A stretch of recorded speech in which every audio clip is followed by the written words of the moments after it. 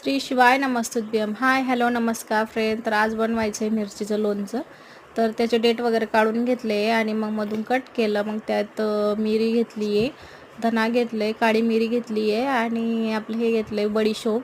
त्याला चांगलं मस्त भाजून घेतलं आहे आणि मग त्याला मिक्सरमध्ये दरदरा असं दळून घेतलेलं आहे.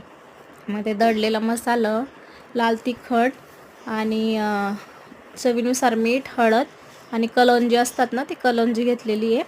आणि इथं गरम केलं आहे छानपैकी तेल.